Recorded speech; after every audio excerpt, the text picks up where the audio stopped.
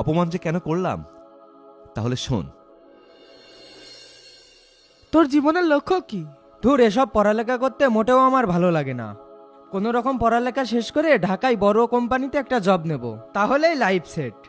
আমারও সব চাকরি বাকরি করার ইচ্ছা নেই। তাহলে কি করবি তুই? ব্যবসা করব। আল্লাহ তাআলা তো ব্যবসায় সব থেকে বেশি বরকত দিয়েছে। ওই সব ব্যবসা করার মধ্যে আমি নেই ভাই। এত ঝামেলা নিয়ে জীবন চলে? বন্ধু, আমি তো বড় হয়ে একজন বড় ব্যবসায়ী হতে চাই। তাই আমার ইচ্ছা আমি একটা বড় রেস্টুরেন্ট দেব। ব্যবসা আর খুঁজে পালি না, শেষমেশ ওই রেস্টুরেন্টের ওয়েটারগিরি করবি? চল হাট। আল্লাহ কার ভাগ্যে কি লিখেছে তা কি বলা যায়? ওর ভাগ্যে ওই ওয়েটারই লিখেছে।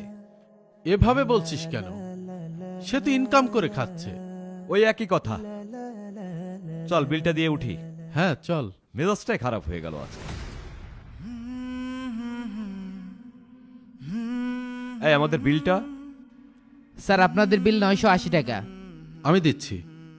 আরে না, আমি থাকতে তুই দিবি কেন? আমি দিচ্ছি।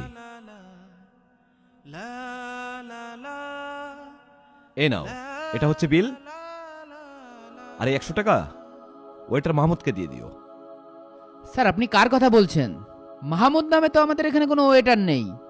স্যার, আপনি কি যে উনার কথা বলছেন? হ্যাঁ। সরি স্যার, এই টাকাটা আমি নিতে পারবো না। কেন? স্যার, মাহমুদ স্যার তো এই রেস্টুরেন্টের ওনার। কি? আপনার বোধহয় কোথাও ভুল হচ্ছে।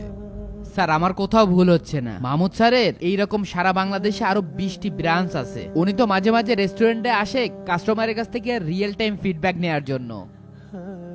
স্যার, আসসালামু আলাইকুম। ওয়ালাইকুম আসসালাম। ম্যানেজার, স্যারদের কাছ থেকে বিল নিয়েছো? জি স্যার। আচ্ছা ঠিক আছে। জি।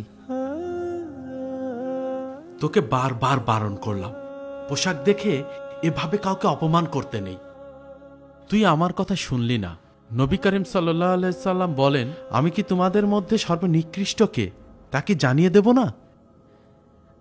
যারা অধিক পরিমাণে বক বক করে আর যারা চিবিয়ে চিবিয়ে অহংকার করে কথা বলে। অহংকার করা কেবল তারই সাজে যার কোনো কিছুতে অভাব নেই। তিনি হলেন একমাত্র আল্লাহ। বন্ধু, দুনিয়াটাই এমন। যার পকেটে টাকা নেই তার কোনো মূল্য নেই।